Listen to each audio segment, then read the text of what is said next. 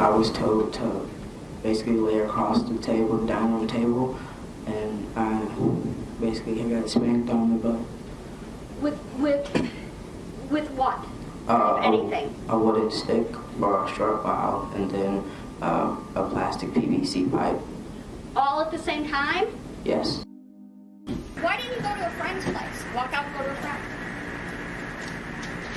One, I didn't have any friends, and two, I was just afraid to leave the house. June 25th, 2014. A father sits on live television, tears in his eyes, begging the world to help find his missing 12-year-old son. The FBI is involved. Search dogs have combed every inch of Detroit. Volunteers are walking the streets with flashlights. And then, right there on camera, the host stops mid-interview. Breaking news. They've found the boy alive.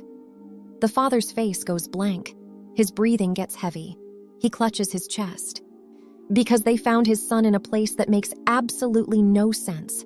The basement. His basement. The same basement he swears he checked. The same basement the FBI searched. The same basement Detroit police went through 4 separate times. Charlie, we're getting reports that your son has been found in your basement.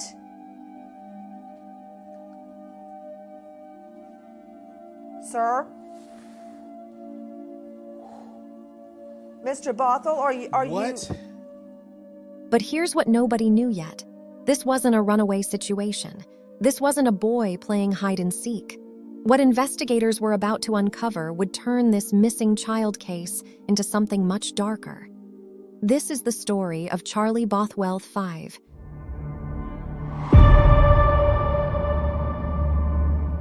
Before we get into this, if you appreciate the time and research that goes into bringing you these detailed true crime cases, go ahead and hit that like button. It genuinely helps more people find these stories. Charlie Bothuell V was a 12-year-old boy living in Detroit, Michigan with his father, Charles Bothuell IV, and his stepmother, Monique Dillard Bothuell. The family lived in a condo building on Nicolay Place on Detroit's east side. Charlie's father worked as a registered nurse and ran his own medical company. On the surface, they appeared to be a regular family. But behind closed doors, Charlie was being homeschooled and subjected to an intense daily regimen. Court documents would later reveal the specifics of what his life actually looked like. Twice a day, every single day, Charlie had to complete specific workouts: 100 push-ups, 200 sit-ups, 100 jumping jacks, 25 arm curls with a 25-pound weight on each arm, and 5,000 revolutions on an elliptical machine in the morning. The evening workout was the same, except he only had to do 4,000 revolutions on the elliptical. And if he didn't finish the workout in under an hour, he would have to start all over again. Think about that for a second. This wasn't a fitness-focused family encouraging healthy habits. This was a child being forced to perform like an athlete in training, day after day, with consequences if he failed. Charlie also had a biological mother who lived elsewhere in Detroit. He would visit her on weekends, but he never told her what was happening. When asked why during testimony, Charlie said he didn't feel comfortable telling her and didn't think anything would change. He also worried that if he told her about the conditions at his father's home, he wouldn't be allowed to visit her again. On the evening of June 14, 2014, everything changed. Charlie left his home around 9 p.m. According to his father, the boy walked out after being scolded about unfinished chores. He was in the middle of his workout when he left. His father called the police. He called Charlie's mother. They searched the neighborhood with flashlights for hours. When morning came and Charlie still hadn't returned, the search expanded. The FBI joined the investigation. Volunteers canvassed the area. Search dogs were brought in. Police searched the home 4 times, once with a cadaver dog. The media picked up the story. Sir, thank you so much for being with us. Is it true that you have been going door to door trying to get people to help you find your son? It is. I've been going door to door since he disappeared. The night he disappeared, I called his mother after I called 911, and we didn't sleep. We did flyers. We called family members, and we've been doing everything we can since to get the word out to get our son back home. How did Charlie go missing? He was at home with my wife. It was Saturday night, and he decided to walk out of the house. He had, not done some of his chores, and instead of arguing at him or fussing or anything, my wife just said, okay. And when she says, all right, that means I'm going to tell your dad. So I was actually working late Saturday night to get everything done because I planned on spending Father's Day with the kids. But I got a call back from my wife at like 9:45 saying that Charlie was gone. A missing 12-year-old boy in Detroit. His father went on television making emotional pleas for information. He told reporters he'd been going door to door since Charlie disappeared. They didn't sleep. They made flyers. They called family members. They were doing everything they could to get their son back home. On June 24th, 10 days after Charlie disappeared, his father appeared on HLN's Nancy Grace show. He looked exhausted, worried. He talked about the searches, the sleepless nights, his fears for his son's safety. And then, during the live interview, Nancy Grace got breaking news. This is where things take a turn. Drop a comment right now and tell me what you think happened here, because what comes next is absolutely jaw-dropping. Charlie. Now, this is just a report that we are hearing out of Detroit that we're trying to confirm. God, everybody please. in New York, please get on it. Let me know when we get Charlie Langton from WW. Told Charlie Bothuell IV on live television that his son had been found in the basement of his own home. There was silence, complete silence. The father's face went through shock, as confusion, disbelief. Grace asked him directly, "Sir, did you check your basement?" His response, "I checked my basement, the FBI checked my basement, the Detroit police checked my basement, my wife checked my basement. I've been down there several times." He clutched his chest, breathing heavily, puffing his cheeks. All he could muster after several moments was, "What?" Meanwhile, at the house, police were making a discovery that would change everything.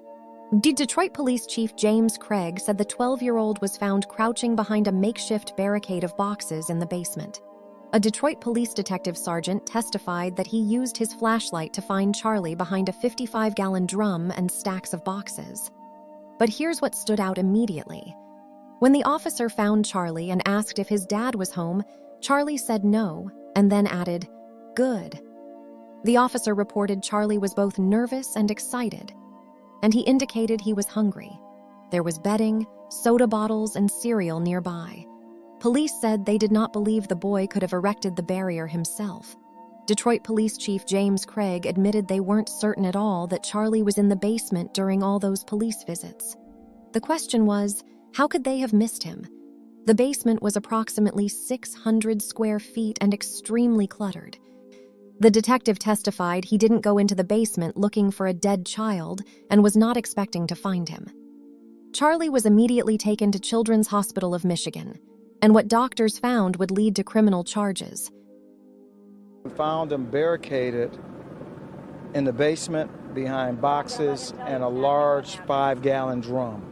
And he appeared to be hiding back there, or you say he could not have erected this little hiding place by himself? In my judgment, based on what was described, I didn't see what it looked like prior to my arrival, but there's no way he could have erected this makeshift area of concealment. And this was, in fact, the 4th time we've been to this location. In one of our visits, we came with a cadaver dog. So we're not certain that Charlie was here doing those visits, not certain at all. Is there any reason to believe that some adult had to know Charlie was in that house? I will tell you, we're not ruling that out. It would be hard for me to sit here and tell you that someone didn't know that Charlie was there, but I can't say definitively. We've all been searching for my son, so any intimation that I knew that he was in there somehow, it's absurd. Literally, I couldn't find him. You know, if the FBI couldn't find him and the Detroit police couldn't find him, for anybody to intimate, they did finally, yeah. They've been living in my house for the last 10, 11 days. Have They've you been looked in your basement? We looked in my basement. I looked in my basement. They looked. They went down there with search dogs. My wife looked before she called me. When was the last time you looked for your son down there? The last time I looked for my son down there was a few days ago, before the FBI did, before they came with the dogs. No, I've been in the basement, but Has he ever hidden? Has he ever hidden in the basement before? Has he ever hidden down there before? No, he hasn't. We heard that your ex-wife may have been hiding him down there from you and feeding him. That's absurd. And my ex-wife did not take off. The FBI or the task force was here executing a search warrant. They forced my wife to leave. I was here. You guys were here. They stated we could not be in the house while the search was being executed. That was a decision of law enforcement, not the decision of my wife. How surprised are you that he was found in the basement? I'm shocked because I looked, like I said, the Detroit police looked, the FBI looked. Repeatedly, they've been through here. They've been in my house until 3 in the morning on occasions and all night. When that lieutenant kept me and my family at the police station from 10 p.m. to 6 a.m., the Detroit police and the task force were here all night executing search warrants. If you're still watching this, you're clearly invested in understanding what really happened here. Subscribe so you don't miss cases like this where we break down every verified detail without the sensationalism. When Charlie spoke to investigators, he told them a very specific story. According to court petitions filed in Wayne County Juvenile Court, Charlie said his stepmother ordered him to the basement on June 14th because she believed he had not completed one of his twice-a-day workouts. Charlie said his stepmother led him to the back of the basement and gestured to an area along a wall, telling him, "There, back there, go." The boy said he climbed over a drum and that she added boxes to conceal him, then went upstairs. Called his father and said the boy was missing, that she'd looked everywhere for him. The petition states that when the stepmother came down to the basement, she would approach where the boy was and say, "Shut up, stay quiet and don't say anything no matter what you hear." Charlie told caseworkers he heard police officers come to the home while he was in the basement. When the condo was quiet, he said he went upstairs for Gatorade, soda, protein shakes, and dry cereal. He said his stepmother never brought him food or anything to drink the entire time he was in the basement. But the story went deeper than just those 11 days. When Charlie was taken to Children's Hospital, a doctor observed a half-circular scar on the child's chest. I was told to basically lay across the table, down on the table, and I basically got spanked on the butt. With what? Anything? A wooden stick or a short bottle, and then a plastic PVC pipe. All at the same time? Yes. What did she do? Sometimes she would punch me, or I got choked once. By her or someone else? Her. Can you tell us where you had injuries? On my butt. Well, how do you know it was injured? Because the skin was split open. How do you know that? I could feel it, and I saw it before. Charlie said the scar was a result of his father driving a PVC pipe into his chest. The child was also observed to have old scars on his buttocks from being hit with the pipe. During a search of the home, authorities recovered a PVC pipe with blood on it. Charlie made allegations to protective services that he was disciplined with a PVC pipe to the point that he was too sore to walk or sit, and that he'd been punched by his stepmother who told him, "I can make you disappear." Charlie described a punishment called reaching for excellence, in which he was forced to stand with his arms up for an extended period of time. He said it was painful, but if he complained, he was told to shut up, and then he'd get hit if he did not stop talking. When asked how he felt while living with his father and stepmother, Charlie said, "Depressed, sad. I just wanted to go home to my mom.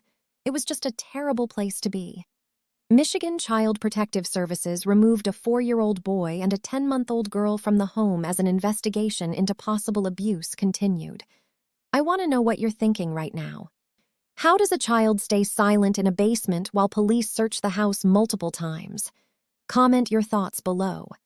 In February 2015, the couple was arrested and charged with second-degree child abuse and torture. The torture charge could have resulted in life sentences. Charlie, now 13 years old, took the witness stand at a preliminary hearing in April 2015. He spoke clearly and confidently as he pointed out the defendants in the courtroom, his father and stepmother. Charlie testified he was told that if he again broke the rules, he would get another beating, and at times his father threatened to send Charlie to an out-of-state military school in Utah or Haiti. Most of the time it was his father who hit him, Charlie said, but a few times it was his stepmother. Sometimes she would punch me, and I got choked once, he testified. Asked if he ever spent time with friends, Charlie replied, "No. I never went outside unless I was allowed, for instance, to go to school or the grocery store." During testimony, Charlie described being beaten with a PVC pipe after briefly running away when he was 11 years old in 2012. He said he wandered the neighborhood for nearly 3 hours until police found him and took him home. After police left, his father told him to lie across the dining room table and hit him with a wooden stick and a PVC pipe. After that, "Any whooping I had was done with the PVC pipe," Charlie testified. He said he didn't know how many times he was struck with the pipe in the years after. He was hit all over his body. "My head, my sides, my butt, my feet," he said. The skin on his backside split open from the blows. Defense attorneys argued something very different. Attorneys for the father and stepmother claimed Charlie was not injured, had lied, and could have left the basement at any time. One defense attorney called Charlie a broken boy who acted out because he wanted to live with his biological mother. In June 2015, Judge Shannon Holmes dismissed the torture charges but ordered both Charlie Bothuell IV and Monique Dillard Bothwell to trial on second-degree child abuse charges. The judge said it doesn't seem reasonable that the boy wouldn't call for help when police were searching. She stated, "He never yelled out. He never stood up. He never made himself known. I just don't believe him. I don't believe he was in that basement for the entire period." The dismissal of the torture charge was significant because the crime could have carried life in prison. The Bothuells cried with relief and hugged their defense lawyers. Monique Dillard Bothwell accepted a plea deal earlier, but the details weren't made public. Her record would be erased if she stayed out of trouble for 6 months.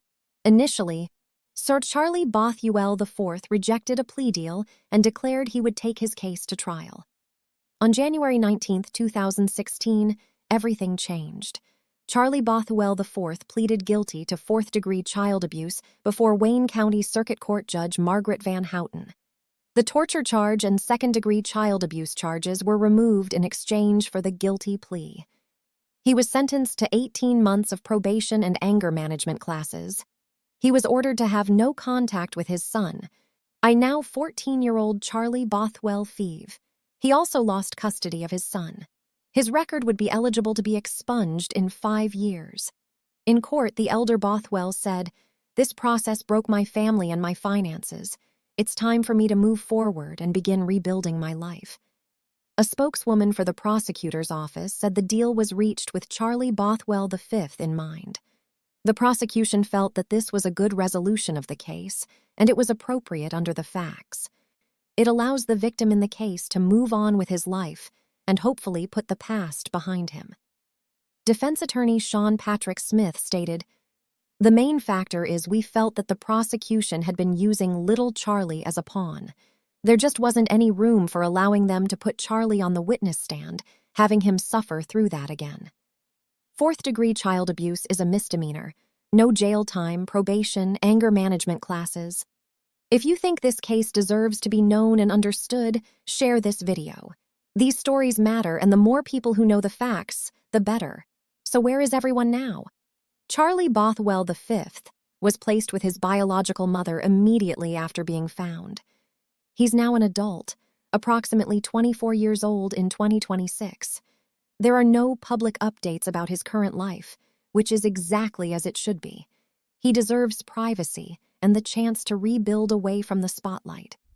His father, Charlie Bothuell IV, completed his probation. Based on publicly available information, he continues to work as a registered nurse. The contact prohibition with his son remained in effect. The 2 younger children removed from the home were also placed in different custody arrangements. This case raises questions that still don't have clear answers. How does a child remain hidden in a basement during multiple police searches? The basement had no door at the top of the stairs. Police described the setup as somewhat staged, but said you could tell he was there for a short while. It wasn't any grand, elaborate setup. Investigators believed Charlie moved in and out of the basement during the 11 days.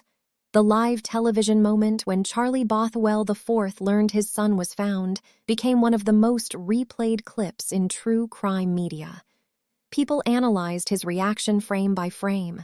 Was it genuine shock? Was it performance? We'll never truly know what was going through his mind in that moment. What we do know is that Charlie V testified under oath about what his life was like. Medical professionals documented injuries. A PVC pipe with blood on it was recovered from the home, and a 12-year-old child was found hiding behind a barrel in a basement, too scared to call out even when police were searching for him. This case became national news because of that shocking television moment. Facts are documented. The court records are public, and Charlie Bothuell V's testimony is part of the permanent record. If this video gave you the detailed, factual breakdown you were looking for, I'd appreciate that like and subscribe. There are more cases like this one where the truth is complicated, disturbing, and needs to be told accurately. Thanks for watching. Take care of yourselves.